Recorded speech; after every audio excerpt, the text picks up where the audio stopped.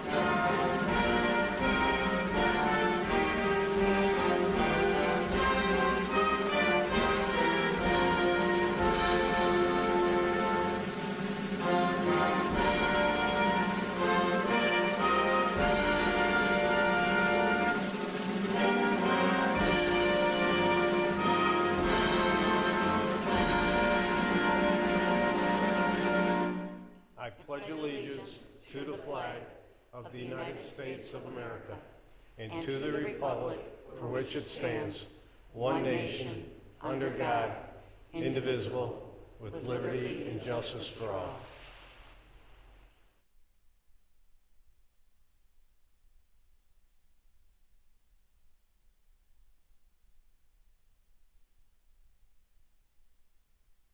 Thank you. Please be seated. Mr. Smith, if you'll take roll call, please. Mayor Jacobs. Here. Mayor Pro Tem Dole. Present. Councilmember Karafotis. Here. Councilmember Squires. Here. Councilmember Earl. Here. Councilmember Witt. Here. Councilmember Lynch.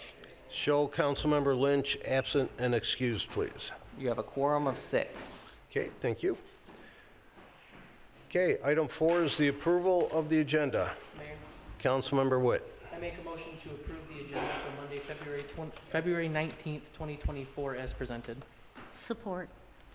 Support from Councilmember Squires. Conversation from the table, from the public. All in favor? Aye. Opposed? Motion passes 6-0. We have no recognitions. County and state officials, I don't see any, but I do see we have a guest official from country of Kosovo. She's the deputy mayor from Klina, Kosovo. If Markay Salmani, come on up.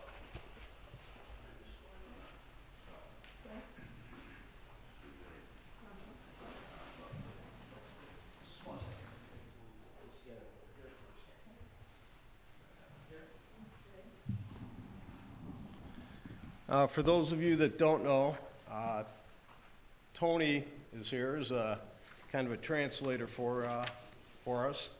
And again, I'll read a little bit about Ms. Salmani. She's a well-known personality in the field of education and social engagement in the municipality of Klina. Go ahead. In her career, she's worked as a teacher, K through 12, in a couple of different cities. And in 2021, Ms. Samanji was appointed the vice president, which is deputy mayor to us, of the municipality of Klina. Due to her engagement in social, political, and social life, she was appointed that. The women's group from all institutions selected her as the president of the Women's Advocacy Group in the municipality of Klina.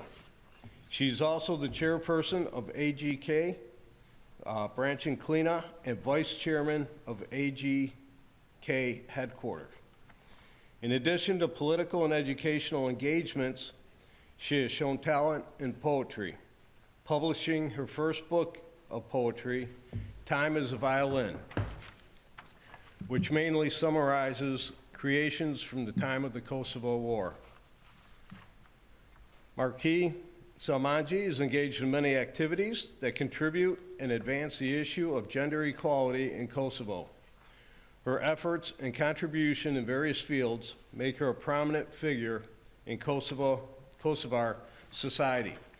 And she did receive a certificate from the Universal Peace Federation as an ambassador for peace. And I'll just read part of that. The Universal Peace Federation acknowledges as ambassadors for peace those individuals whose lives exemplify the ideal of living for the sake of others and who dedicate themselves to practices which promote universal moral values, strong family life, interreligious cooperation, international harmony, renewal of the United Nations, a responsible public media, and the establishment of a culture of peace, transcending racial, national, and religious barriers.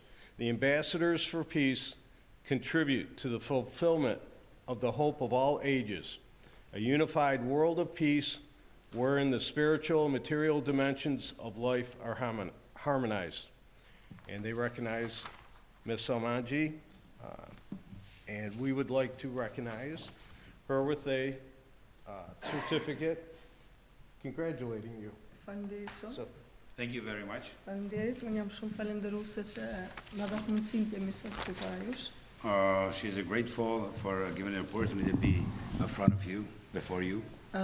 Vendi ku jam sot këtu është një pjesë ku transmetohet demokracia në vendin, në qyteti. When I'm standing right now, this is a center of democracy that spreads over Zhvillimi në qyteti. development of the city. Dhe gjithmonë kur jemi në Amerikë ose flasim për Amerikën për neve si kosovar, është një diçka e veçantë sepse neve përjetojmë shumë thjesht si një vend që na dha mundësinë të jetojmë të lirë. And when we speak about America and hear about America, we have a special feelings and respect due to a help that we received from America during the hard times, hardships. Vendi nga vi unë është një komunë shumë e vogël, Where I come from is a small municipality also. edhe thjesht është një mënyrë e tillë e ku vendit komunal quhet. It's very similar to this, which is a municipality assembly. Por që nga ai vend, nga ajo pjesë dalin politikat që e zhvillojnë atë komunë tonë të vogël. But from there, it comes out a lot of goods and politics that it comes out of our municipality and spread. Unë e di që në vendet e zhvilluara femrat kanë qenë prioritet më herët, të na është ndryshe. We are aware that in developed countries, democratized Brazia gjinore. country was ahead the gender equality, but we just start also in our city where it's very needed. Unë këtu e shoh që ka femra, përfaqësimi gjinor është nivelin e duhur dhe kjo më bën më një mirë. She's very happy to see this number of women's representing the city. Kështu mendoj që edhe vendi im të ketë një model të zhvillimit dhe model demokracisë për gjithë barabartë. Mos t'i marrë shumë kohë. Okay. Thank you for your time, and she's wishing everybody the best, and she's very grateful. Thank you very much. Thank you very, very much. Thank you.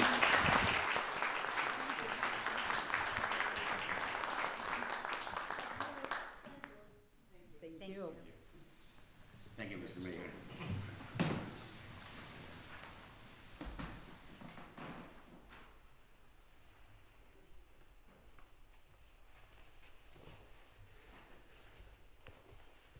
Okay, we don't have anything until item 11, the consent agenda. Mayor, Councilmember Witt. I make a motion to approve the consent agenda items A 1 through 4 as presented. Support. Support from Councilmember Karafotis. Any comments from the table? From the public? All in favor? Aye. Opposed?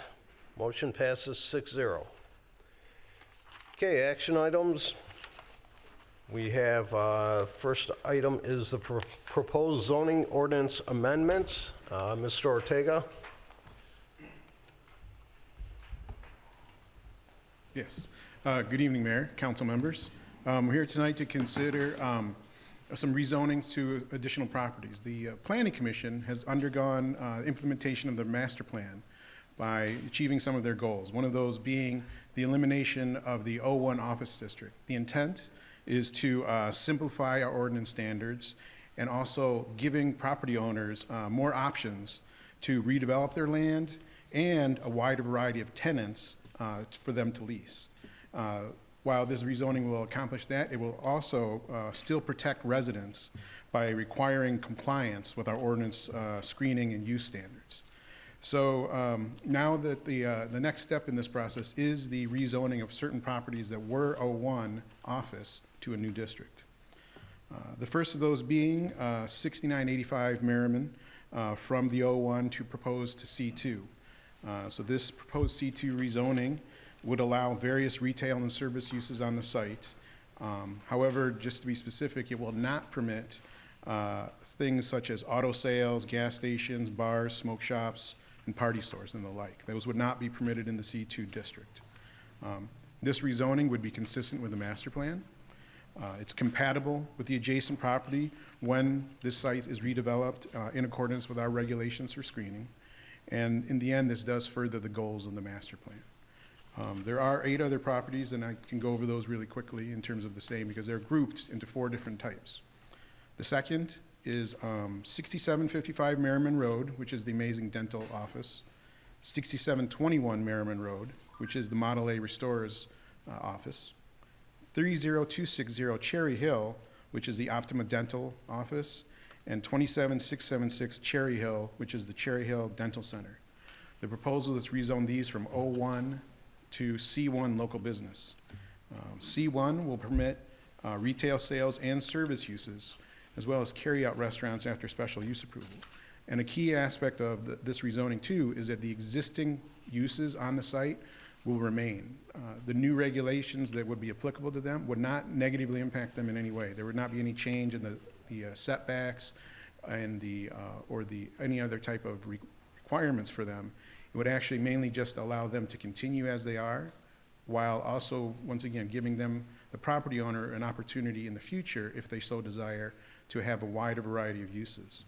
In addition, as I mentioned before, with the C1 district, similar to the C2, the C1 will allow retail and service. It will not allow drive-throughs. It will not allow auto sales, gas stations, bars, smoke shops, or party stores. They could not be established on this site. It's mainly for retail uses and service uses, and mainly to service the adjacent residents in these locations. So once again, this type of rezoning to C1 is consistent with the goals of the master plan. It continues the implementation of the master plan, and is compatible with adjacent property when developed in accordance with our ordinance. The third suggested rezoning is for 6251 Merriman Road and 6237 Merriman Road. These are currently single-family homes. They are currently zoned O1 office, so the proposal is to rezone these to R1 one family. We're not exactly sure when they were rezoned to O1. It might have been possible they were rezoned to O1 to allow for some type of future office use, maybe because of the proximity to the straight farmhouse. But the proposal is to rezone these to single-family. In that way, the existing homes would then be principal permitted uses on the site. These existing homeowners could then do an addition to their home without any repercussions from having been zoned O1 previously, and they would be allowed to further invest in the community. So this rezoning is consistent with the future land use map of the master plan and consistent with our master plan goals. Finally, we're taking this opportunity to rezone two sites, 123 Inkster Road and 155 Inkster Road. 123 Inkster is the Wendy's restaurant. 155 Inkster is Magnolia Flowers. Both sites are zoned a combination of districts, C3 business and R3 multifamily. The issue here was that when these sites were developed as commercial, chances are the R3 zoning wasn't officially removed from the site. There are certain portions, because they were a combination of the smaller lots in the area, that were created for their development. So by rezoning both these sites to straight C3, just C3 commercial, it would allow for reinvestment. The Wendy's restaurant is actually considering a redevelopment of their site. It's something you might see familiar with other restaurants in the community where they refresh their facade and the interior of the building. This would allow them to reinvest in the site by doing things administratively. It would not require any other kinds of rezonings. So these, and in this particular case, once again, it's consistent with our master plan, it's consistent with the future land use map of the city, and it's consistent with our goals. Those are the proposed rezonings before you tonight, and I can take any questions with regards to this initiative. Any questions? Mayor, Go ahead, Councilmember Karafotis. where the Wendy's is and then behind them is the Magnolia Flowers, it's just keeping it at the C3 general business, right? Yes, that's correct. It's just there are certain portions of the site for some reason still have an R3 zoning, and that will eliminate that and it'll make the entire site commercial. Would someone be allowed to build a strip mall there? Based on the size, I'm not sure. I wouldn't think so. It'd be kind of difficult. But technically, if they really wanted to redevelop the site, they could, but they would have to meet all of our requirements for parking. And that's usually Well, that's why I'm asking, because the sites right after those are where we're having all the parking issues, because we have all those strip malls that we allow restaurants and there's no parking anywhere. True, and so if these were ever to be redeveloped, we would make sure to apply all parking requirements on the site, and so therefore they would only be able to have as much square footage as parking would be allowed to fit on the site. Okay, and then the areas on Meerman, like where the dental office is, so the dental office stays there for 5 years and they decide to move, then someone could build a house there.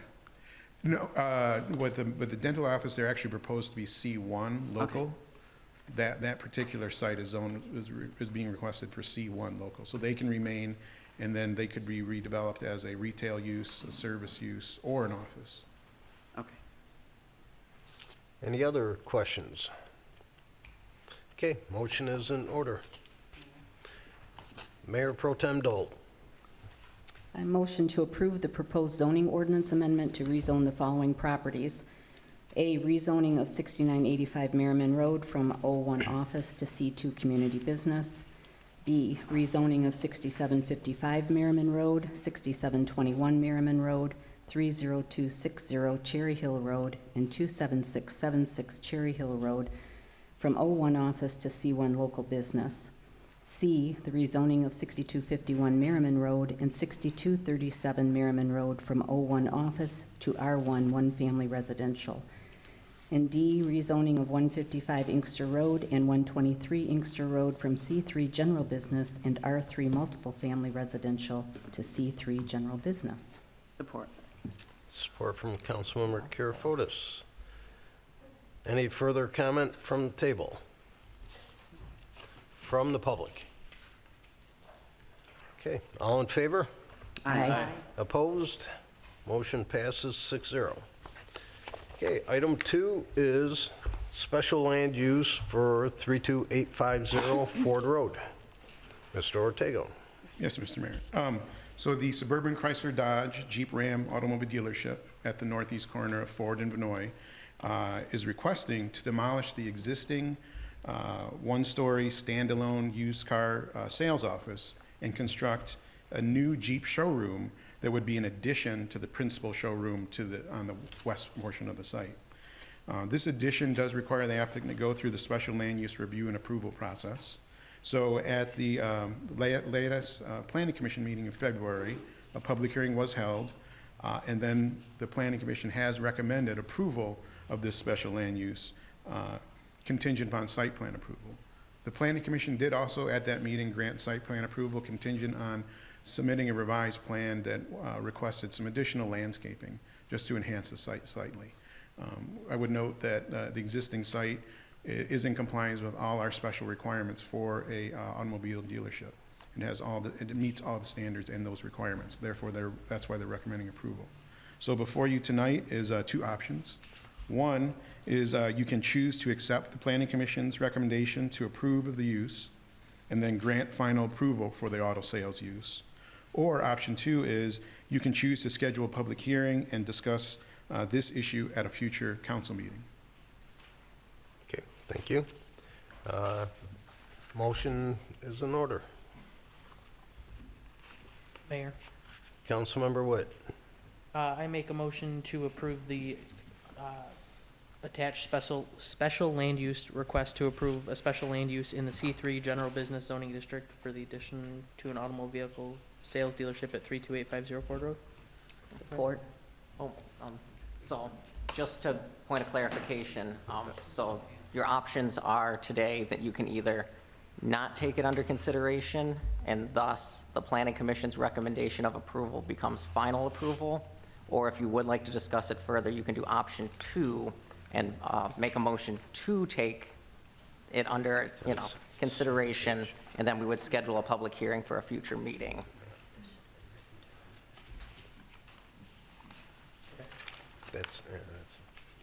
Yeah, so option one is just, we agree with the Planning Commission and we'll allow it. I make a motion to go with option one. Okay. Supporter? Support. Okay. Further comments from the table?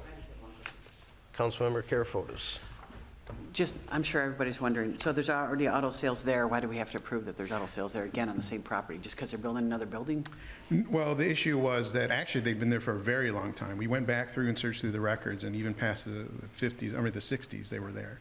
The issue is the 1992 zoning ordinance changed our approval. Prior to 92, an automobile dealership could be established without special use. It was a permitted by right use in the C3. In 1992, the ordinance changed, and so that it does require special land use approval. It requires other things, like having intersections farther away from, driveways further away from the intersection of streets. It also requires a minimum lot size of 2 acres and other types of making sure that, for example, the loading zones are on the site. So this use is actually currently legally non-conforming, meaning just because the 92 ordinance was adopted doesn't mean that use goes away. Sometimes that's referred to as grandfathering. It's not a very accurate term because sometimes grandfathering, people think means they can do whatever they want. They can't. So they can maintain their legal non-conforming status, and they have since 1992. They even have done some renovations of the interior of the building.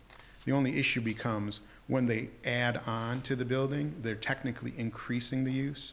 So at that point in time, they have to come into compliance with all the ordinances on effect from 92 forward.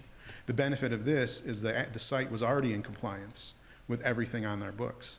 So the only issue here is just going through the process. And in the end, it's a benefit for the property owner because if they do receive this approval, then this approval runs with the land, and they don't have to receive approvals for this any further. And it's something that can be bought and sold with future landowners because it runs with the land. And they can do further additions down the road, but administratively. They would not need, well, depending on the size of the construction, they might need Planning Commission approval. Okay, thank you. Thank you. Any further questions? From the public?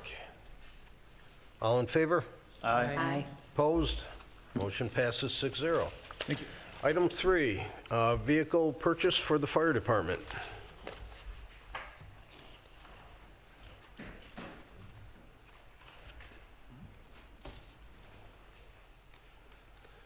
Chief Keen. Good evening, Mayor and Council. Seeking approval tonight to purchase a vehicle to replace a vehicle that was damaged in an accident and it was deemed unrepairable. So this will just be a replacement vehicle in the fleet, not an additional vehicle, so. And the price, we did get 17,000 Yes, today that came change in. from Yes, the old one. damaged. 17,110, I believe.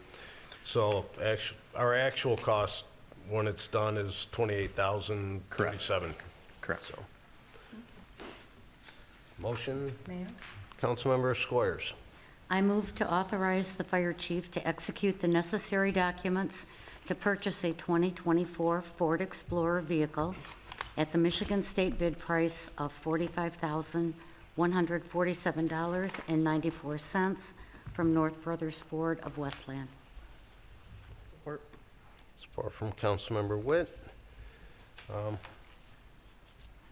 And again, we have to put in for the bid price of the $45,000.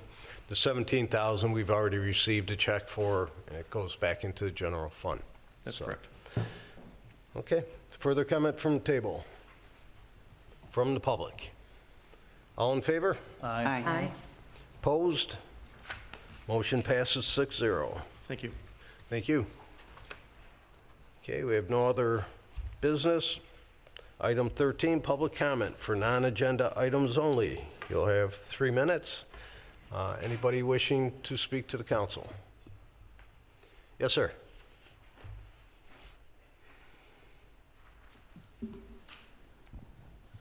Mike Jones, Donnelly Street in Garden City.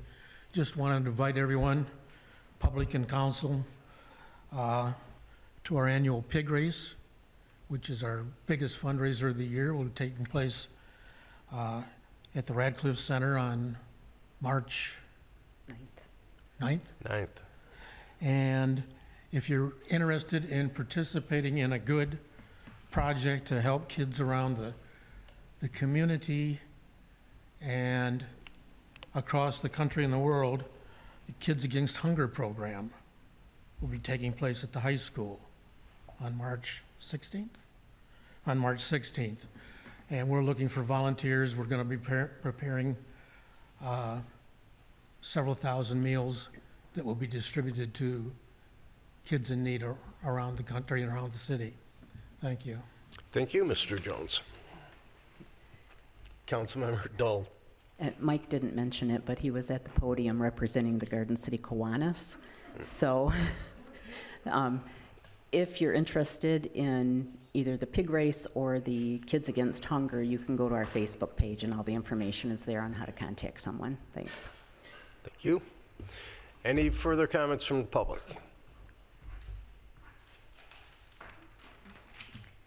Hi, Lauren Anthony, Sheridan Street. I just want to read something I wrote real quick. So several meetings ago, we inducted 2 new firefighters to the Garden City Fire Department.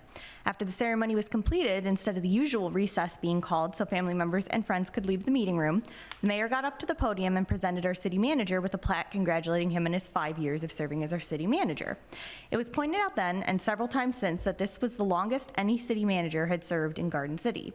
A point was made especially that when hiring for a city manager 5 years ago, citizens had stated he didn't care about the city and would be gone within a few years, yet here he is still with us after 5 years. So imagine my confusion when I saw an article from Winter Spring City about how one of their top 2 candidates for their city manager position had pulled out because of some red flags a council member had brought up regarding his candidacy. That candidate was our own city manager. I have no problem with our city manager applying elsewhere. It's a job like any other. What I do have a problem with is being misled. I have a problem with being chastised that this man cares so much about our city, he chooses to stay working here while he's actively applying for a job elsewhere. I have a problem with being told meeting after meeting that we should be grateful for such a devoted city manager when that city manager seems more interested in using us to pad his resume for his next job. He pushes for purchasing a city bus to be rented so that we can make money, but the bus isn't handicap accessible. That would take away seats and so the money it brings in. He emails about adding an amphitheater, which I think is a great idea, to the back of Garden City Park that borders where residents live. It's a terrible location, but it's an easier one to develop. Even the Radcliffe Center, in addition to our city that I love and utilize, involves corner-cutting decisions that look flashy. There's been catastrophic leaking in the past that could have been prevented had money gone into fixing the roof. But that takes more time and money than simply fixing up the ceilings and making everything look nice on the inside. And that's not even taking into account the borderline abandonment of the Maplewood Center, which is also having its own leaking problems again. I don't expect a city manager to feel married to our city, but I do expect them to do the best job for our city in the long run and not just make decisions that will help them out in the short run.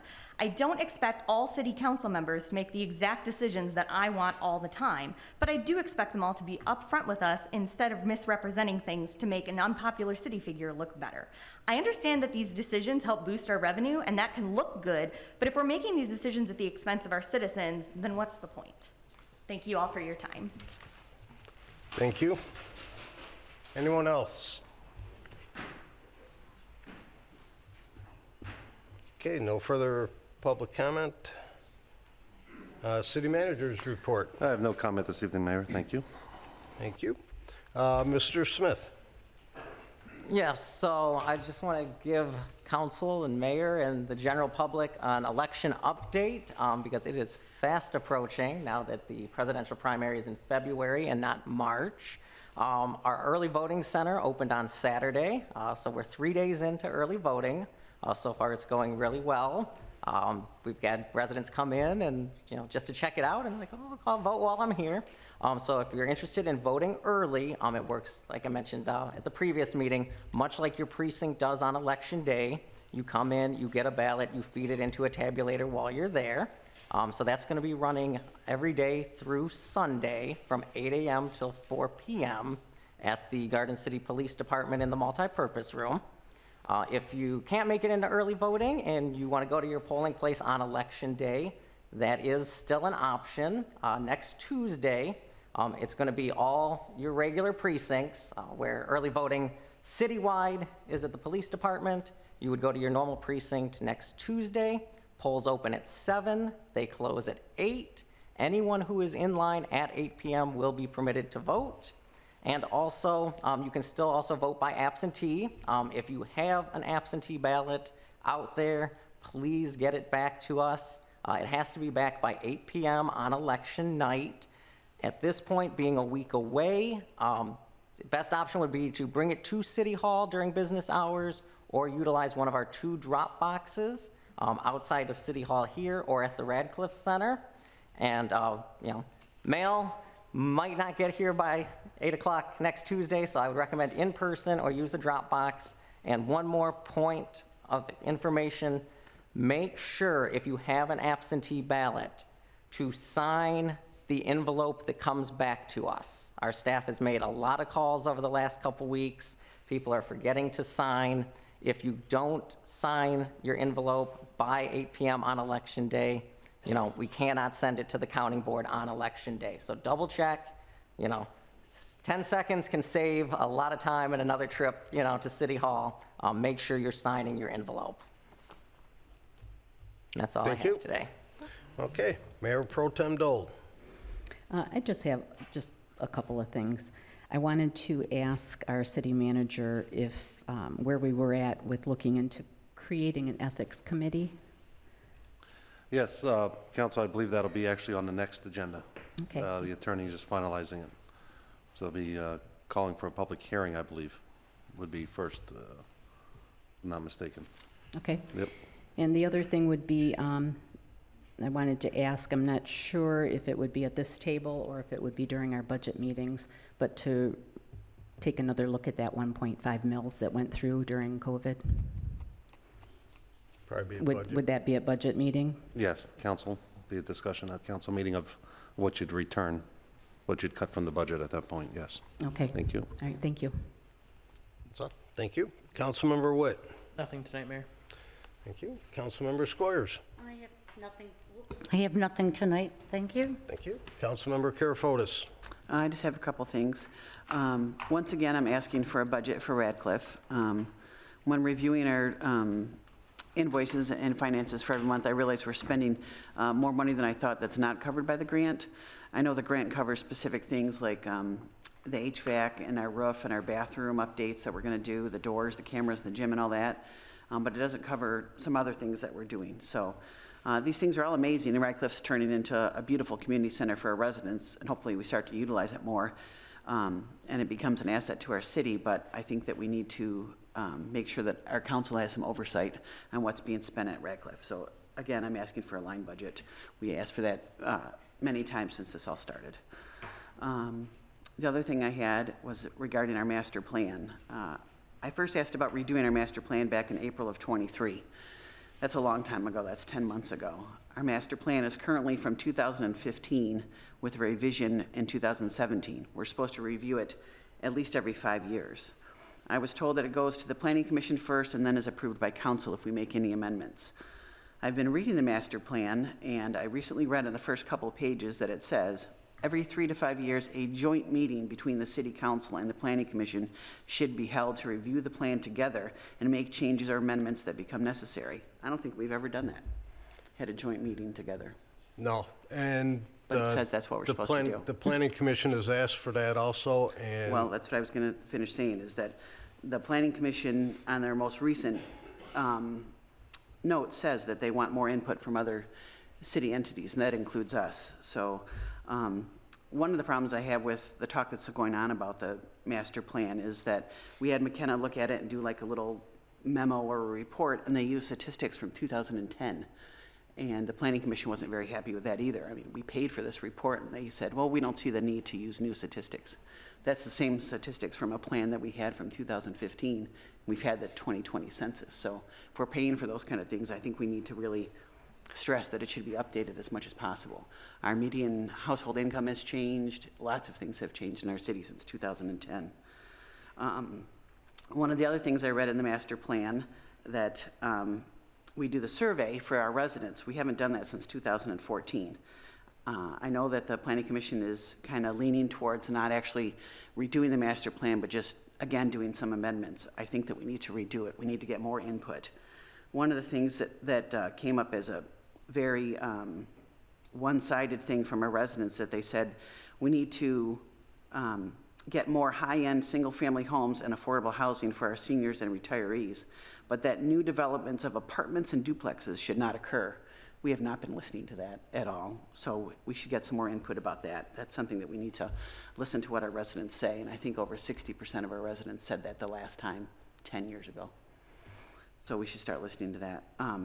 So I hope that we can move forward by doing more things with the council together with the Planning Commission so that we can get this going a little bit faster. It shouldn't take 2 years to do a master plan, or at least get it started.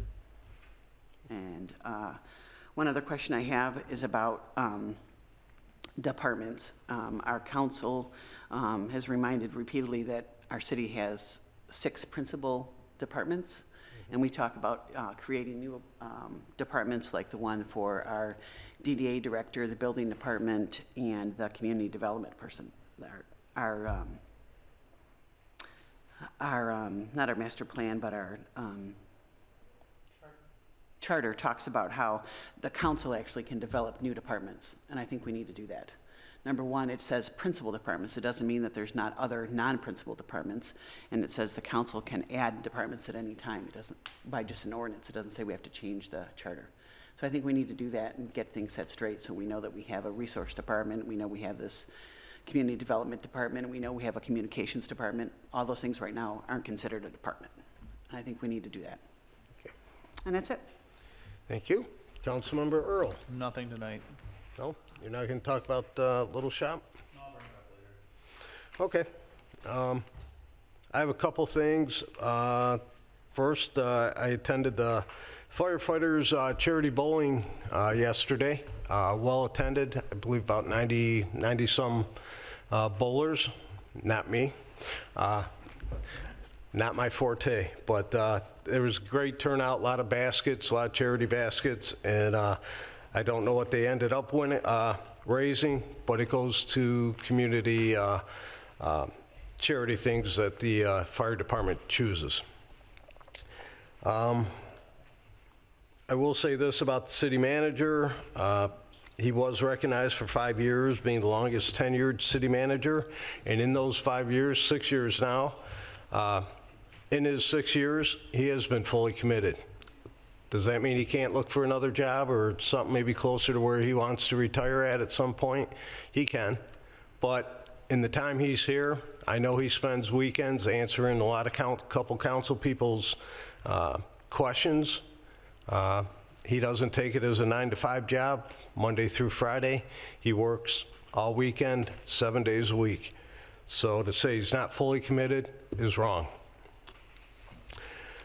Last but not least, the American Legion, Post 396, is selling some raffle tickets for bedtime story with a parent. It's called United Through Reading, and some of the things it does is the service member reads a book aloud to their child while being privately recorded, and they send the video and the book home to the child.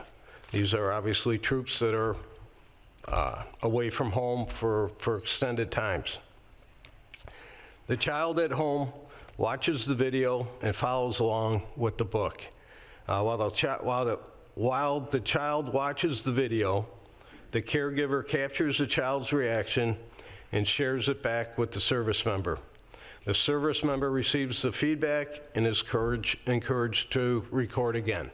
So basically, troops that are away from their families, their children, young children, this program videotapes them, and they send the video back to the child. They record the child, send it back to the parent, and it's a great cause as far as I'm concerned.